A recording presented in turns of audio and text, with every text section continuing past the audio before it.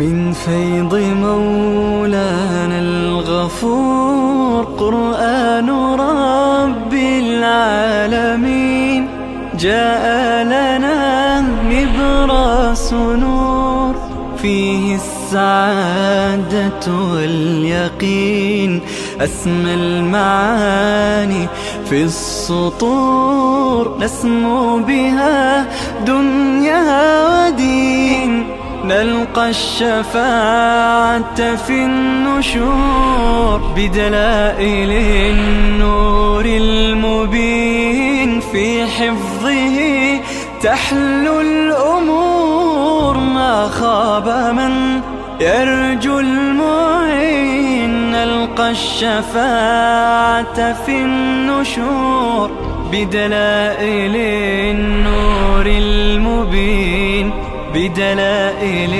النور المبين.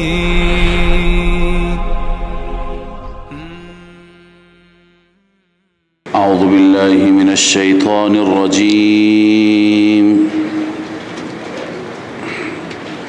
بسم الله الرحمن الرحيم.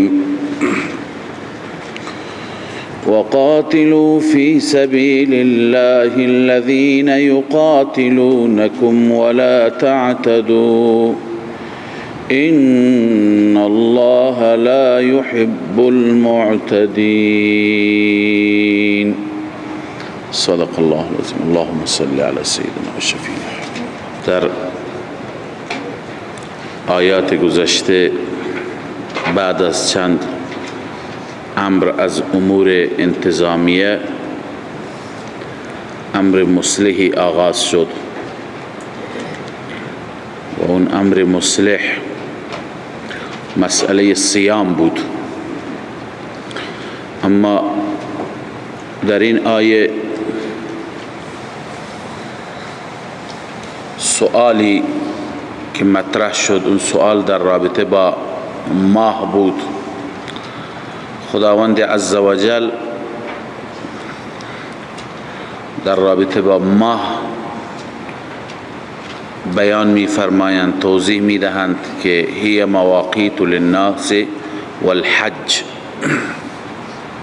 اما بحث اینجا هست که سوال چی بود و آیا جواب همان سوال هست یا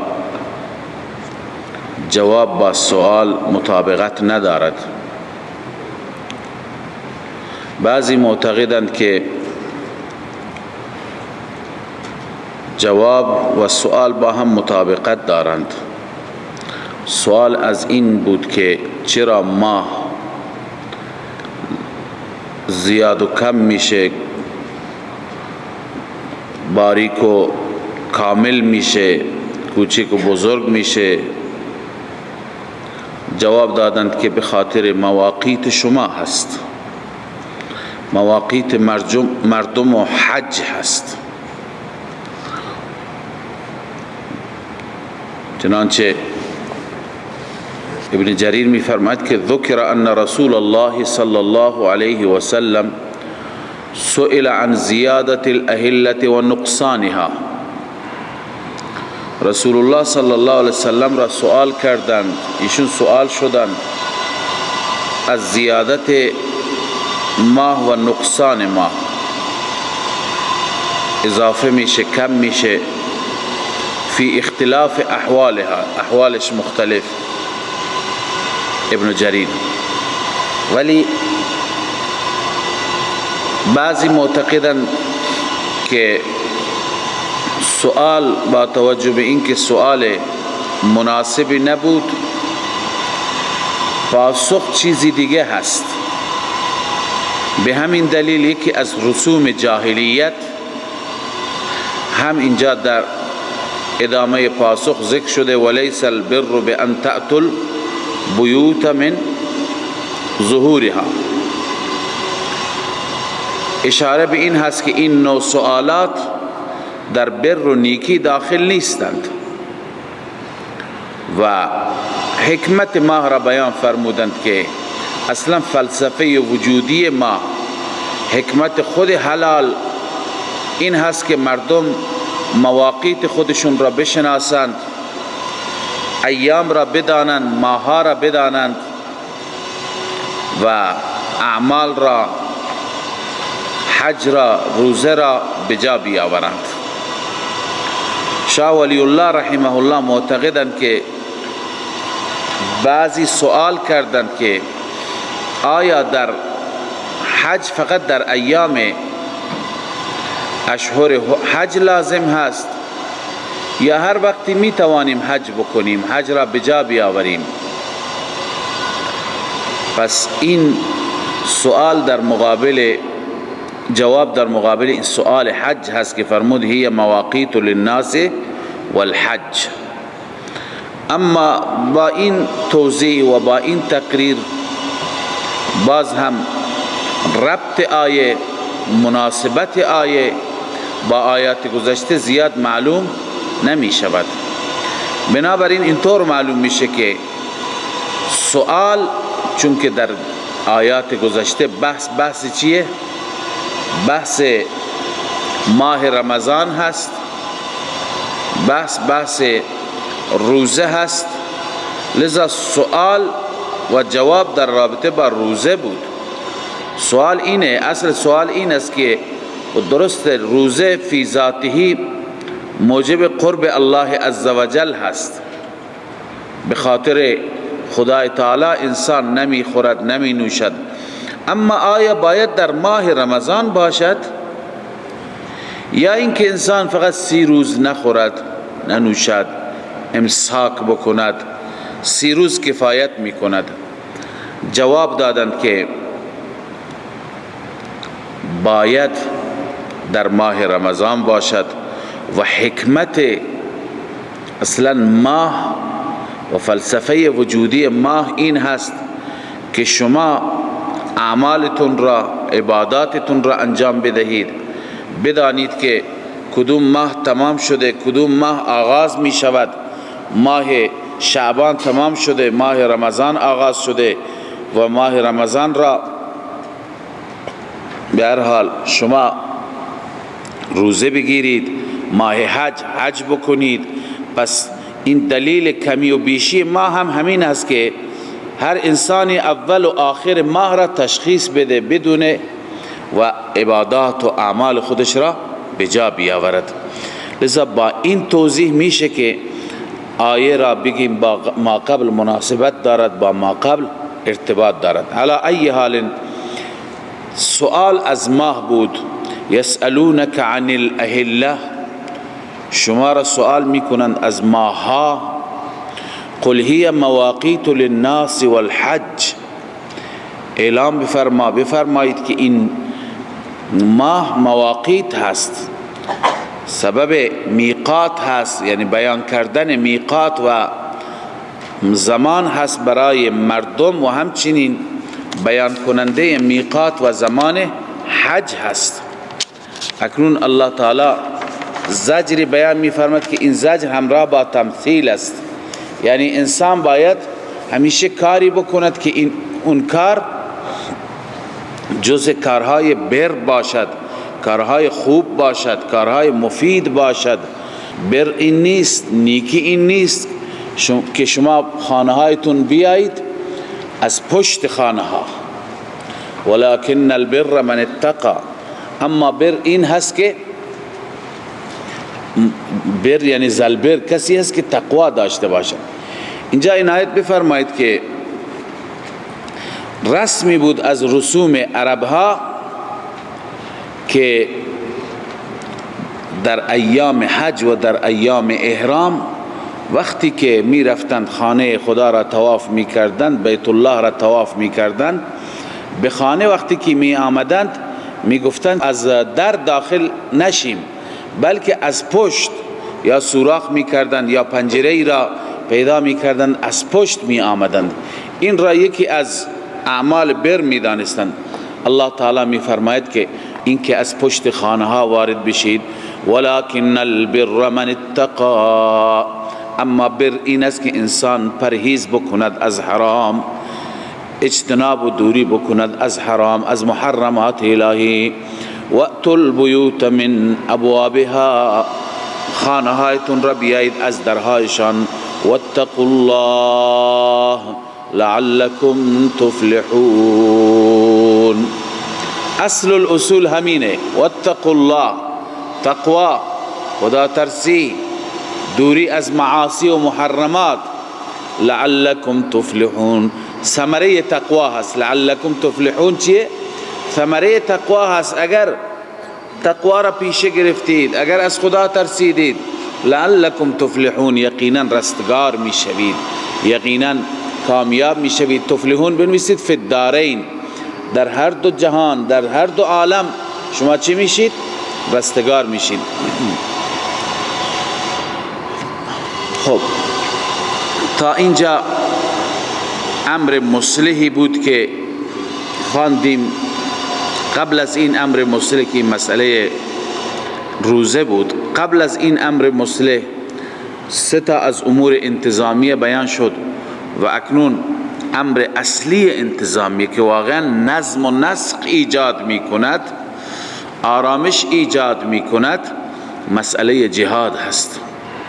جهاد باعث میشه که هیچ ظالمی، هیچ زورگویی، ستمگری بر کسی ستم نکند، عدالت روی زمین اجرا بشه، هر کسی به حق خودش برسد.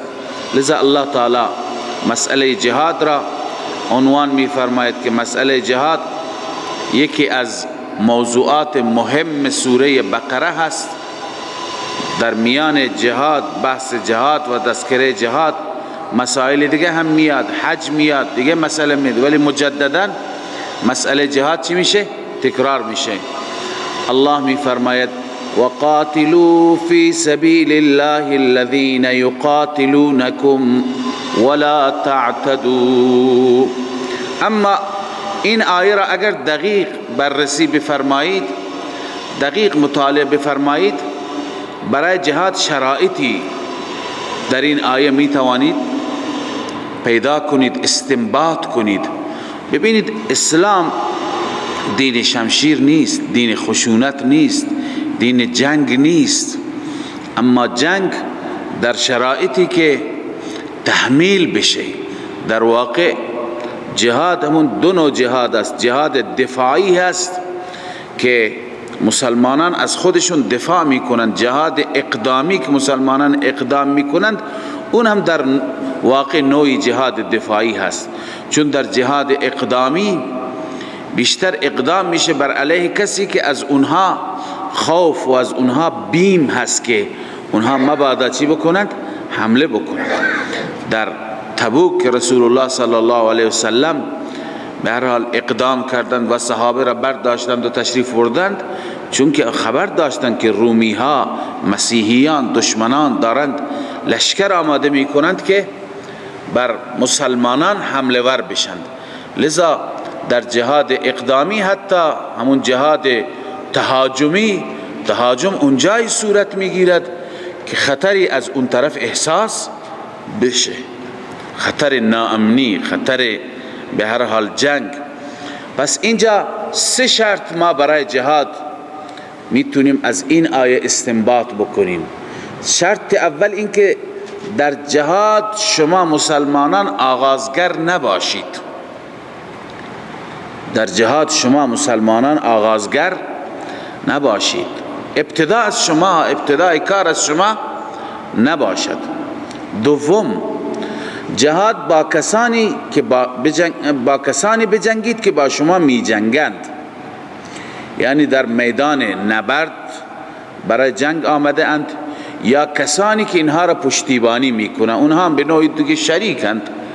کسی اسلحه میده، هواپیما میده، امکانات میده، اون هم دیگه در واقع عملا چی هست؟ شریک هست. این دو شرط را ما در الذین یقاتلونکم میتونیم پیدا بکنیم، هر دو شرط را استنباط بکنیم. ببینید وقاتلوا، بجنگید در راه خدا فی سبیل الله. با کی؟ الذین یقاتلونکم، اونهایی که با شما می جنگند. خب چه کسانی با ما می جنگند؟ اولا اقدام از طرف اونهاست، پس ببینید اقدام از طرف شما نباشد، آغازگر شما مسیر تا مسیر دعوت است، مسیر خیرخواهی هست، مسیر اصلاح است، شما به دعوتتون ادامه میدید. وقتی که اونها الذین یقاتلونکم اونها جنگیدن شما بجنگید. این شرط اول از الذین یقاتلونکم چی میشه؟ استنباط میشه، گرفته میشه. و شرط دوم باز هم الذین یقاتلونکم با همونهای بجنگید که با شما می جنگند. بقیه کفار که با شما جنگ ندارند، با شما ستیز ندارند، با اونها نجنگید. شرط دوم هم چی شد؟ در الذین یقاتلونکم پیدا شد. شرط سوم ولا تعتدوا، تعدی نکنید، متجاوز نباشید. تعدی نکنید، متجاوز نباشید. معنیش چیه؟ معنیش اینه که کسانی که نمیتونن بجنگند، کسانی که ضعیف هستند، اونها را شما به اونها تعرض نکنید، به زنان، به بچه های خردسال، پیران، پیرمردها، پیرزنها. عنایت بفرمایید اینجا حضرت عمر ابن عبدالعزیز رحمه الله در تفسیر این که ولا تعتدوا می فرماید لا تقاتل من لا يقاتلك. ولا تعتدوا یعنی چی؟ لا تقاتل من لا يقاتلك، یعنی النساء والصبيان والرهبان. النساء والصبيان والرهبان، زنان، بچه ها و دراویششان، علمایشان، کسانی که به هر حال به همون عبادت خودشون میپردازند. چون که در ادیان دیگه اصل بر این است که علماء دینی و مذهبیشان با کار جنگ و با کارهای سیاست کاری داشته نباشند. لذا نه اون علمایی که در واقع برنامه ریز هستند، نه اونهایی که پشتیبانی فکری میکنند، نه اونهایی که در واقع به اصطلاح تئوریسین هستند، فکر میدند، برنامه میدند، نه اونها منظور نیست. اون رهبانی که کاری نیستند، اونها میدونند و کلیسایشون، اونها میدونند و معبدشون با بقیه مسائل کار ندارند، اونها را هم نکشید. ابن جریر این حواله اصلی بود ابن جریر. پس سه شرط بود: یک، شما اقدام نکنید، شما آغازگر نباشید. دو، فقط با اونهای بجنگید که با شما می جنگند یا جنگ کنندگان با شما را چی می کنند؟ حمایت می کنند، پشتیبانی می کنند. سه، متجاوز نباشید، به زنان و پیران و بچه ها تعرض نکنید. پس امر جهاد را الله تعالی با این شرایط آغاز فرمودند. الله می فرماید وقاتلوا فی سبیل الله الذین یقاتلونکم، بجنگید در راه الله، فی سبیل الله یعنی دین الله و توحیدی، در راه دین الله، در راه توحید الله، اعلاء کلمت الله بجنگید. الذین یقاتلونکم، آنانی که با شما می جنگند. ولا تعتدوا، شما متجاوز نباشید. ان الله لا يحب المعتدین، این علت است بدون شک الله عزوجل دوست ندارد متجاوزین را. المعتدین متجاوزین عن الحدود، خداوند متجاوزین را دوست ندارد، لذا شما تجاوز نکنید. وقتی که جنگ شد دیگه بعد از اون اونها را امان ندید، پناه ندید، نگذاری راحت بشن. وقتلوهم حیث ثقفتموهم، آنها را از پای در آورید، آنها را بکشید هر جا یافتید. آنها را ثقفتموهم ای وجدتموهم، هر جا یافتید. و اخرجوهم من حیث اخرجوکم، آنها را بیرون کنید از آن جایی که شما را بیرون کردند. یعنی مکه مکرمه، مکه مکرمه، سرزمین حرم، سرزمین رسول الله صلی الله علیه و سلم. خب اینجا اشکال مواجه میشیم، سرزمین حرم نیست، اونجا جنگ کردن حرام نیست؟ چرا نیست؟ هست، ولی اونجا عملی داره انجام میگیره که از جنگ کردن به مراتب حرامتره، قبیحتره، زشتره. اون چیه؟ شرک با خدای عزوجل، عبادت غیر الله. لذا اگر اونها اعتراض دارن در این که در سرزمین حرم چرا جنگ، بگویید در سرزمین حرم چرا شرک. و اخرجوهم من حیث اخرجوکم والفتنة اشد من القتل. فتنه یعنی چه؟ بله، غلبت الشرک، غلبه شرک اشد من القتل، شدیدتر است از قتل در ضرر، در ضرر. اینجا بعضی ها والاخراج را هم چی کردند؟ قید کردند، یعنی اشد من القتل والاخراج، چون اخرجوهم بود، اونها هم شرک میکنه هم شما را بیرون کردند. ولا تقاتلوهم عند المسجد الحرام حتى يقاتلوكم فيه، شما نجنگید با آنها نزد مسجد حرام حتی یقاتلوکم فیه، حتی که اونها باز هم با وجود این اونها آغاز بکنند، شروع بکنند اون وقت حتی یقاتلوکم فیه. فإن قاتلوکم فاقتلوهم، اگر آنها با شما جنگیدن شما هم با آنها بجنگید. كذلك جزاء الكافرین، جزای کافران چنین هست. عنایت داشته باشید بعضی معتقدند که در سال 6 هجری وقتی که اهل مکه نگذاشتند رسول الله صلی الله علیه و سلم احرام ببندد، خب بعضی از اونها تعرض کردند. بعد از معاهده قرارداد خواندیم، شما در سوره فتح خواندید که تعداد 80 نفری از مشرکان تعرض کردند، اونها دستگیر شدند. خب تعرض از اونها بود، سرزمین حرم بود. بعد از اون آنها را رها کردند، بناش سال 7 بیاند. خب صحابه از این دغدغه داشتند که سال 7 بیاند برای عمره، و اگر اونها به ما تعرض کردند مثل این که در حدیبیه تعرض کردند، به ما حمله ور شدند، اون وقت ما اگر بجنگیم در حرم چی هست، چی میشه؟ الله تعالی می فرماید ولا تقاتلوهم عند المسجد الحرام حتى يقاتلوكم، شما اقدام نکنید، شما آغازگر نباشید. اما فإن قاتلوكم فاقتلوهم، دفاعا اونها را بزنید، اونها را بکشید، با اونها بجنگید. كذلك جزاء الكافرین، جزاء کافران این چنین است. الله تعالی می فرماید فإن انتهوا فإن الله غفور رحیم. فإن انتهوا ای فإن انتهوا عن الشرك والقتال بنویسید، یعنی اگر اونها چی کردن؟ توبه کردن، باز آمدن. الله می فرماید فإن الله غفور رحیم.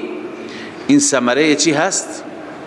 ثمره اخرویشون هست که یعنی اگر از جنگ باز آمدند، از شرک هم باز آمدند، خداوند اونها را می بخشد، به پرونده سنگین گذشتهشون نگاه نمی کند. وقاتلوهم حتى لا تكون فتنه ويكون الدين لله. الله می فرماید با آنها بجنگید حتی لا تكون یعنی لا تبقى، لا تكون فتنه، باقی نماند فتنه ای، یعنی غلبه شرک. ويكون الدين كله لله، دین یعنی غلبه دین الله باشد، همه دین برای خدا باشد. فإن انتهوا، باز هم فإن انتهوا بار بار ترغیب به سوی توبه هست. اینجا هم تفسیر جلالین میگه فإن انتهوا عن الشرك، اگر آنها از شرک باز آمدند، توبه کردند، فإن الله فلا عدوان الا على الظالمین، دیگه تعدی نیست، چون بعد از اون تعدی میشه مگر بر ظالمان، کسانی که ظلم کردند. الشهر الحرام بالشهر الحرام والحرمات قصاص. خب این در مقابل همون اشکالی که عرض کردم. اگر ما بیاییم سال آینده این ماهی که رسول الله صلی الله علیه وسلم برای عمره تشریف آوردن چه ماهی بود؟ ذوالقعده بود، ماه حرام بود. قرار شد سال آینده همین ماه بیاند. اگر ما بیاییم سال آینده ماه حرام هست، اگر تعرضی انجام بگیرد در ماه حرام چی؟ باز اگر تعرض در حرام باشه چی؟ الله تعالی می فرماید الشهر الحرام بالشهر الحرام، ماه حرام در مقابل ماه حرام. یعنی اگر برای شما ماه حرام است، برای اونها هم ماه حرام است. والحرمات قصاص، در حرمات برابری هست. یعنی اگر اونها حرمت را رعایت کردن شما هم باید رعایت کنید. اگر اونها شکستند و تعرض کردند دیگه این نیست که دستهای شما بسته باشه به شما حمله بکنند. اینجا دیگه حرمت شکنی چیه؟ برابر از اون طرف شد، از طرف شما هم میشه. فمن اعتدى علیکم فاعتدوا علیه بمثل ما اعتدى علیکم. الله می فرماید کسی که بر شما تعدی کرد، متجاوز شد، فاعتدوا علیه، شما هم ببینید اینجا فاعتدوا اعتداء آمده، به هر حال مماثلت و مشابهت برای بخاطر جوار هست، بخاطر همسایگی هست، و الا این که شما انتقام میگیرید این اعتدایی نیست. این از قبیل چی هست؟ جزاء سیئة سیئة هست، در حالی که جزاء سیئه سیئه نیست. جزای کسی که به شما بد میکند شما انتقام خودتون را بگیرید، شما خوب کردید، ولی قرآن مشاکلتاً چی سیئه را بکار برد. اینجا هم فاعتدوا یعنی شما انتقام بگیرید، شما هم تعدی بکنید، به مثل ما اعتدى علیکم، بر او به مثل آنچه که بر شما تعدی کرده. اما واتقوا الله، این نسخه عمل است. اگر این تقوا باشد، خدا ترسی باشد، انسان تعدی نمی کند. هر جا باید خدا مد نظر باشد. ببینی عزیزان در جهاد جایی هست که از همه جا بیشتر لازم هست اونجا تعدی انجام نگیرد، اونجا تقوا مد نظر باشد. چون که اونجا مجاهد قدرت دارد، اسلحه دارد، نیرو دارد. کسی که با وجود این همه امکانات از خدا می ترسد تعدی نمی کند، این واقعا کمال هست. پس اونجا هم خداوند می فرماید واتقوا الله واعلموا ان الله مع المتقین. این نسخه تقوا است. تقوا چطور حاصل میشه؟ واعلموا ان الله مع المتقین، یقینا بدانید که خداوند همراه متقیان هست. وقتی که انسان این استحضار را داشته باشد که خدا با متقین هست، خدا با ماست، خب این تقوایش خود به خود چی میشه؟ افزونی پیدا میکند، بیشتر میشه. لذا واعلموا ان الله مع المتقین، این معیت به اعتبار چی هست؟ بنویسه بالنصر والاعانه، همراه متقین است با چی؟ بالنصر والاعانه، با یاری رساندن متقین، اعانه متقین. وانفقوا فی سبیل الله ولا تلقوا بأیدیکم. امری دیگر از امور انتظامیه، انفاق که در واقع اخو الجهاد هست، تقویت کننده جهاد هست. جهاد بدون انفاق مالی به پیش نمیره، تقویت نمیشه. لذا الله تعالی ترغیب علی الانفاق میدهند. الله می فرماید و انفقوا فی سبیل الله، خرج کنید در راه الله، ولا تلقوا بأیدیکم الی التهلکه، و خودتان را با دستهای خودتان به هلاکت نیندازید. ببینید هلاکت، خودمون را با دستهای خودمون به هلاکت انداختن یعنی چی؟ یعنی جهاد را ترک کنیم، انفاق را ترک کنیم. علامه آلوسی عین همین کلمات را نوشته ولا تلقوا بأیدیکم الی التهلکه بترک الغزو والانفاق فيه، بترک الغزو والانفاق فيه. با ترک کردن جهاد و انفاق در جهاد. اقوامی که جهاد را ترک کردند، اقوامی که این فریضه مهم الهی را کنار گذاشتند، اونها با ذلت مواجه شدند، ذلیل شدند. اما اقوامی که جهاد را احیا کردند، زنده کردند، این اقوام واقعا عزیز شدند. الله تعالی بهشون عزت داد. یک دوستی و عالمی تعریف میکرد از استانی در افغانستان، زمانی که امریکایی ها بودند، هنوزم هستند، گفتند که خیلی خدمت رسانی خوب هست، حتی در مسائل مذهبی.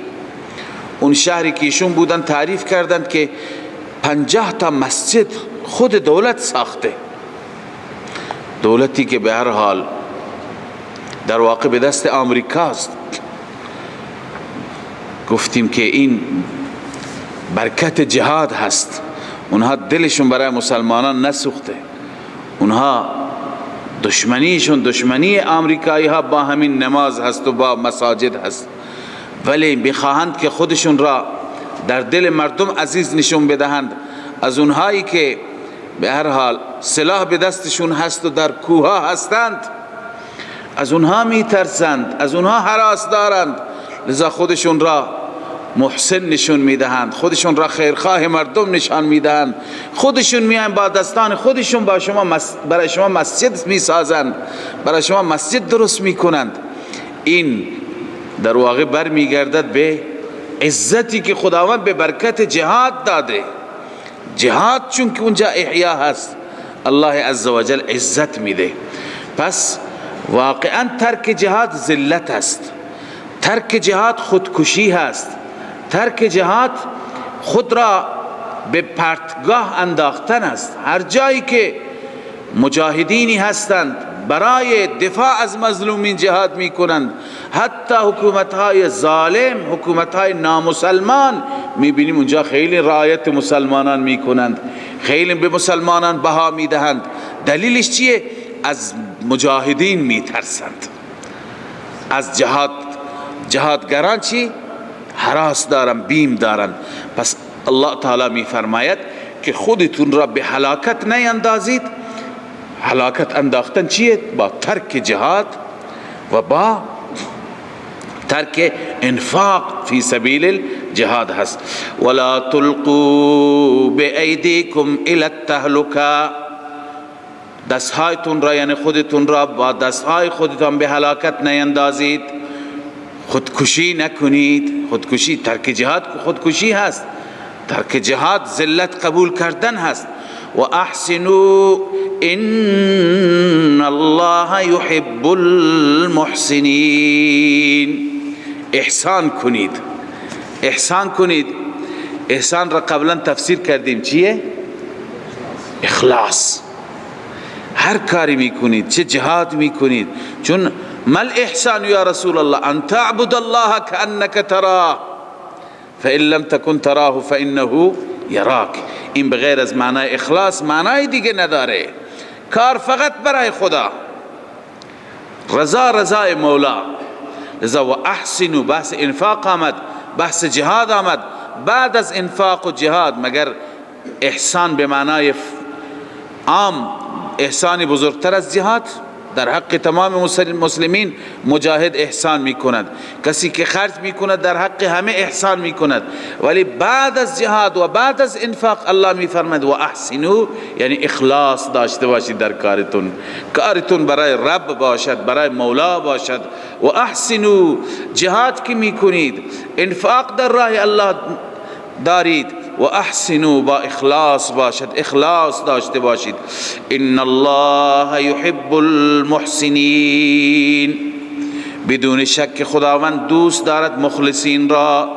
آن مخلصینی که در راه الله خرج می کنند، المحسنین بالنفقه فی سبیل الله، احسان می کنند با نفقه در راه الله، در راه خدا خرج می کنند. خداوند واقعا خرج کنندگان، اون کسانی که خرج می کنند با اخلاص، و در واقع خرج کردن تعمیلی هست دستورات الله به تک تک آیات قرآن، الله اینها را دوست دارد. خب این امر جهاد، باز امر جهاد هنوز ادامه دارد، اما عرض کردم در میان امور انتظامیه امور چی بیان میشه؟ مصلح بیان میشه. یکی از امور مصلح روزه بود و اکنون امر مصلح دیگر حج است. الله حج را میفرماید که هم تکمیل بکنید، حج را هم ادا بکنید. و اتموا الحج والعمرة لله، تکمیل کنید حج را و عمره را برای الله. چون آمدن رسول الله صلی الله علیه وسلم برای عمره نگذاشتند، احصار شد، لذا الله می فرماید فإن احصرتم فما استيسر من الهدی. احصار به معنی جلوگیری، ممانعت. فإن احصرتم ای منعتم، شما محصر شدید، جلوش شما را گرفتند. به سبب چی؟ یا به سبب احصار، گاهی به سبب مریضی هم میشه، گاهی به سبب دشمن میشه. لذا من مرض او خوف عدو، مرضی بود یا دشمن بود. الله می فرماید فما استیسر من الهدی، بجای این احرامی که بستید برای حج، برای عمره، آنچه که برای شما میسر هست از قربانی. هدی انسان بکشد، قربانی بده تا اینکه خودش را، در واقع دم احرام هست، تا که خودش را حلال کند، آزاد بکند.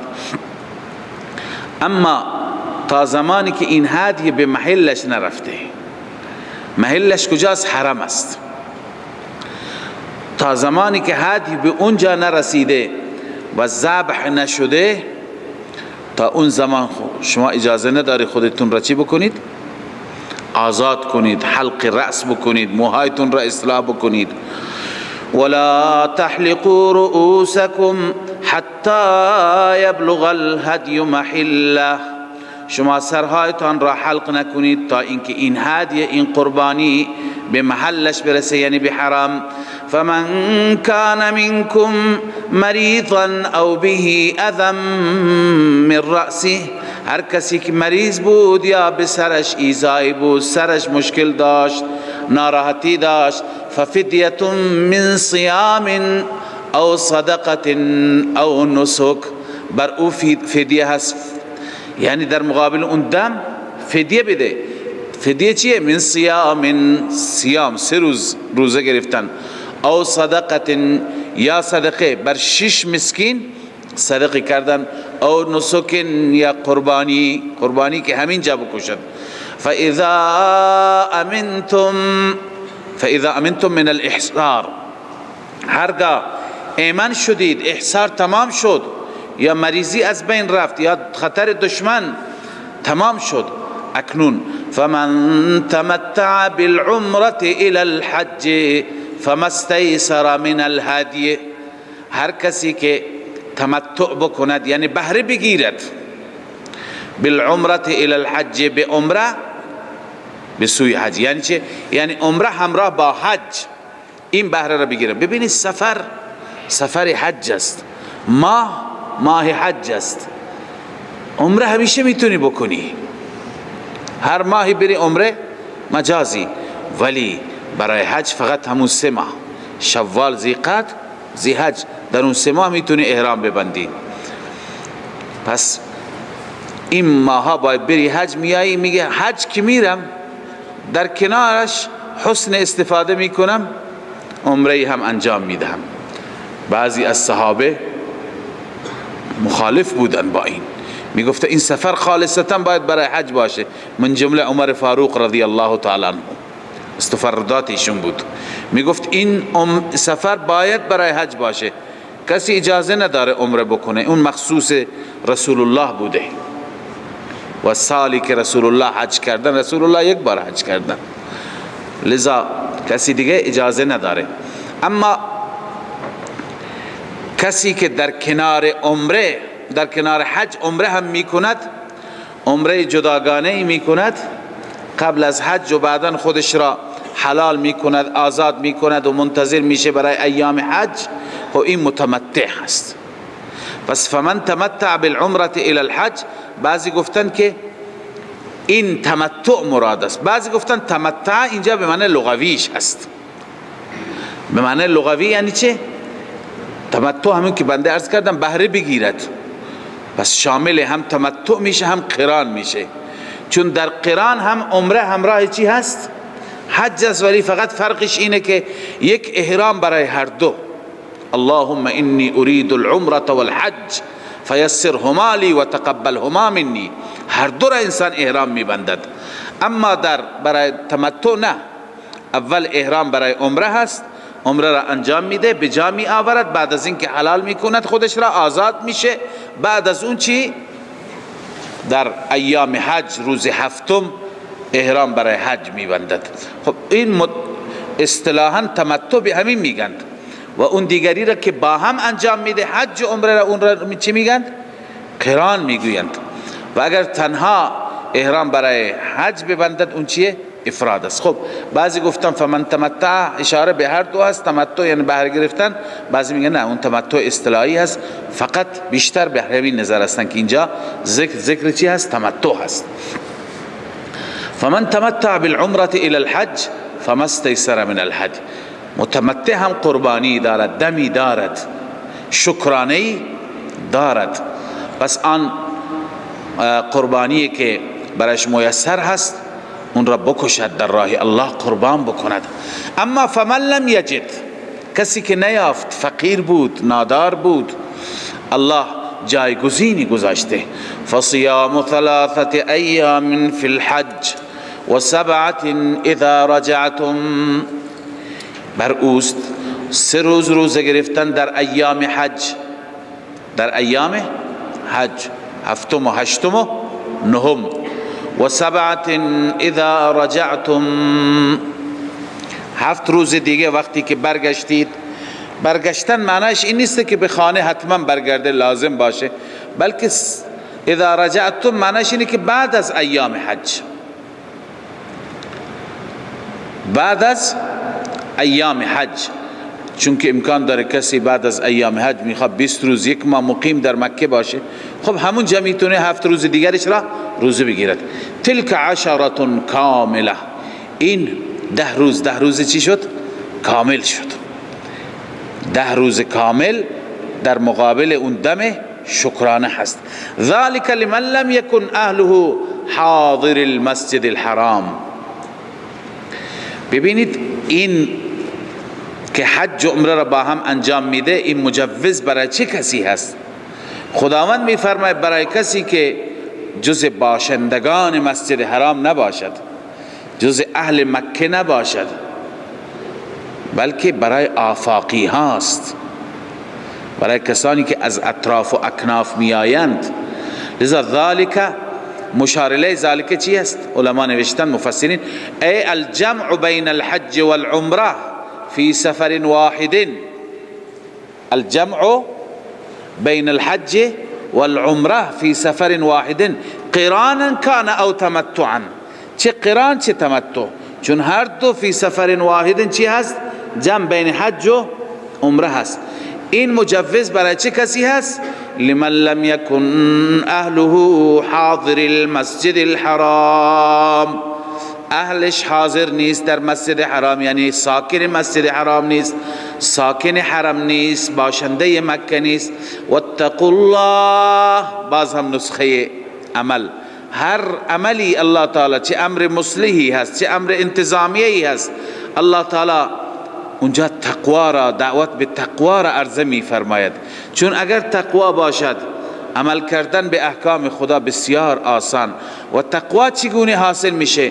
واعلموا ان الله شدید العقاب، این نسخه تقواست. میخواهید تقوا نصیبت بشه چیکار بکن؟ استحضار داشته باش، در دل داشته باش، یقین بدان ان الله شدید العقاب، خداوند متخلفین را سخت عذاب میده. وقتی که انسان این دیدگاه را داشته باشد که متخلفین، کسانی که تمرد بکنند به عذاب سختی گرفتار میشن، خود به خود تقوا چیش میشه؟ نصیبش میشه، تخلف نمی کند، گناه و معصیت نمی کند. الحج اشهر معلومات. اکنون الله عزوجل وقت حج را بیان می فرماید که حج ماهای معلومی دارد، ایام معلومی دارد. ایام حج شوال، ذیقعده و اوائل ذیحجه هست. فمن فرض فیهن الحج فلا رفث ولا فسوق ولا جدال فی الحج. هر کسی که فرض فیهن الحج، بر خود فرض کرد، بر خود لازم کرد، ای الزم علی نفسه بالاحرام. فرض یعنی چه؟ الزم علی نفسه بالاحرام، با احرام بر خود حج را لازم کرد. بله، فیهن در این ماها، فلا رفث ولا فسوق ولا جدال فی الحج. سه چیز را الله عزوجل از ممنوعات قرار داده. اول فلا رفث. رفث میگویند صحبت‌های و سخن‌های خصوصی بین زن شوهر که در رابطه با چی هست؟ رابطه زناشویی هست، در رابطه با همخوابی هست. یعنی کلماتی که در رابطه با جماع و همخوابی هست از اونها هم دوری بشه. اونها هم حرامند، چون اون کلمات منجر میشن به چی؟ به مجامعت، رد و بدل اونها. حتی در اون باب اجازه ندارن یک جمله با هم صحبت بکنن. ولا فسوق. فسوق میگویند کلماتی که باعث چی میشند؟ معاصی میشند. کلمات معاصی، کلمات گناه، مثل دشنام دادن، فحش دادن، سب و شتم، بد و بیراه گفتن. هیچ کسی را اجازه ندارد انسان که بد بگه.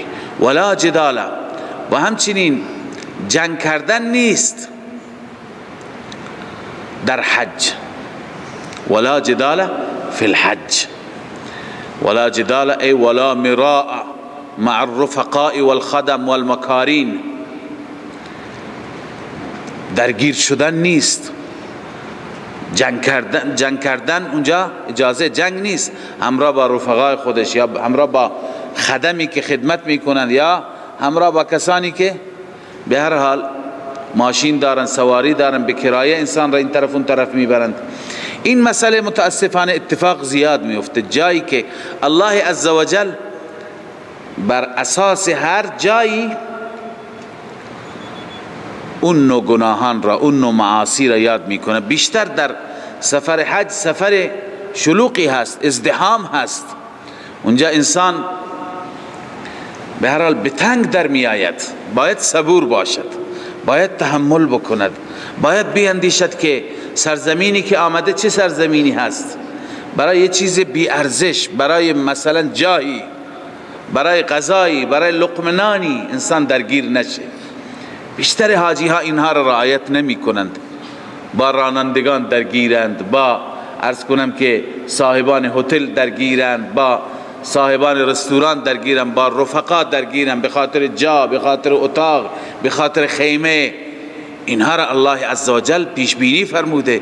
انسان جایی رفته که این مسائل پیش پا افتاده هستند، اینها ارزشی ندارند. بهترین جا را او میگیره بذار بگیره، اشکالی. هر کسی از حجاج باید اینها را چی بکند؟ رعایت بکند. و ما تفعلوا من خیر یعلمه الله. این سه تا فریضه سلبی بودند. فریضه اول لا رفث، فریضه دوم لا فسوق، فریضه سوم لا جدال، و این فریضه چهارم هست، فریضه ایجابی هست. هر کار خیری که انجام میدهی الله میداند، یعلمه الله، خدا میداند. این ترغیب به طرف هم کار خیر هست، هم به طرف اخلاص هست. اولا هر کاری که انجام میدی اخلاص داشته باش و کار خیر انجام بده، چون الله میداند. خدمت حجاج بکن، طواف بکن، عبادات نفلی، تلاوت، درود، صلوات. لذا الله تعالی این فریضه ایجابی را برای حجاج بیان می‌فرماید. و پنجم و تزودوا فإن خير الزاد التقوى. تزودوا، برای خودتون زاد و توشه بردارید، زاد و توشه بردارید، نیازهای سفرتون را بردارید. فإن خیر الزاد التقوى، بهترین زاد، بهترین توشه چی هست؟ تقوا، یعنی اجتناب از سؤال، دوری کردن از گدایی، از خواستن. خیلی ها هستند که این نکته را هم رعایت نمی کنند. خب مفسرین که نوشتن این در رابطه با اهل یمن بود، درسته مصداقش اهل یمن، ولی بنا نیست تا قیامت مصداقش اهل یمن باشه. مصداقش امروز اهل ایران میتونه باشه، اهل پاکستان میتونه باشه. اولا تفسیر مدارک اینجا نوشته و کان اهل الیمن لا یتزودون، اهل یمن با خودشون زاد و توشه چیزی بر نمی داشتن. و یقولون نحن متوکلون، ما متوکلیم، خدا درست میکنه، میریم همونجا. فیکونون کلا علی الناس، بر مردم بار میشدند، سر سفره این میرفتن، سر سفره اون میرفتن، اونم به اندازه خودش داره دیگه. فنزل فیهم، این آیه در رابطه با اونها نازل شده. امروز هم توجه بفرمایید، خیلی از افراد هستند که از راههای غیر قانونی میرند، آزاد میرند، از بلاد دیگه میرند، اونجا فکری برای جای خودشون ندارند. عیناً این عبارت را یادداشت کردم که ببینیم مصداقش امروز هم هست. بگن که هتل گرفتی، جا داری، میگه توکل بر خدا، خدا درست میکنه. اونجا میرن تو خیمه های کسانی که برای خودشون خیمه گرفتن، تو اتاق های کسانی. کلن علی الناس هست یا نیست؟ کلن علی الناس هست. میرن سر سفره های مردم، جای رخت خوابی از خودشون ندارن، برنامه ریزی برای خودشون نکردن، میرن مزاحم بقیه مردمی که تو کاروان ها هستند، بقیه مردمی که دارند اونجا مزاحمت میکنند. لذا همین الله تعالی فرمود فقط تزودو، اون زاد و اون توشه‌ای که در یک خورجینی بود و در یک بقچه‌ای بود و نان و تکه خرمایی بود، اون را اطلاق نمیشه. در هر زمانی مطابق اون زمان انسان باید برنامه ریزی بکنه. زاد و توشهش را برای امروز کسی که میخواد بره، از همین جا اتاقش معینه، از همین جا به هر حال سواریش، اتوبوسی که با او رفت و آمد میکنه، همه چیزش برنامهش. لذا انسان توکلا نره، باید این برنامه ها را بکنه. قبلا هستن جاهای، کشورهایی که همینطور آزاد میبرند، اونها هم یک مقدار پول بیشتری میگیرن، این برنامه ریزی ها را برای حجاج میکنن، ولی حجاج متوکل ماشاءالله این پول واریز نمیکنند. میگن اونجا به هر حال هم شهریان خودمون هستن، هم لباسهای خودمون هستن، اونجا خدمت ایشون میریم. در حالی که اینجا هست مزاحمت هست، اونجا هر یکی مسافر هست، هر یکی به اندازه یک نفر امکانات داره، جا داره. لذا اینها را باید حجاج بزرگوار رعایت. و تزودوا فإن خیر الزاد التقوى، لذا توشه بردارید. بهترین توشه چیه؟ تقوا هست، یعنی اجتناب از سؤال، دوری از گدایی.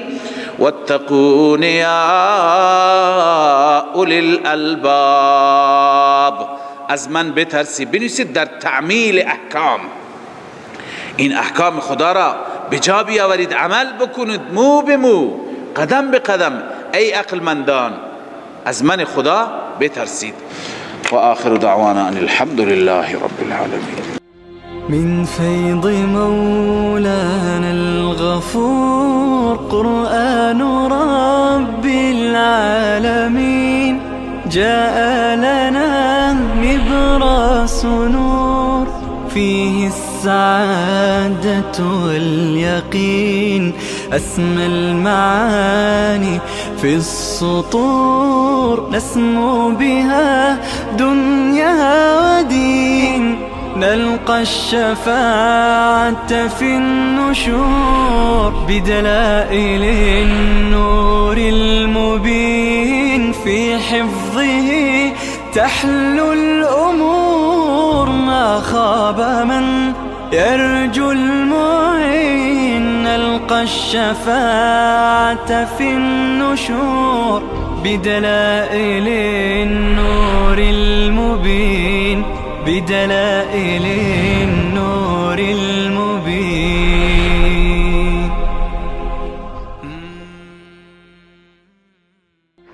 من فيض مولانا الغفور قرآن رب العالمين، جاء لنا نبراس نور فيه السعادة واليقين.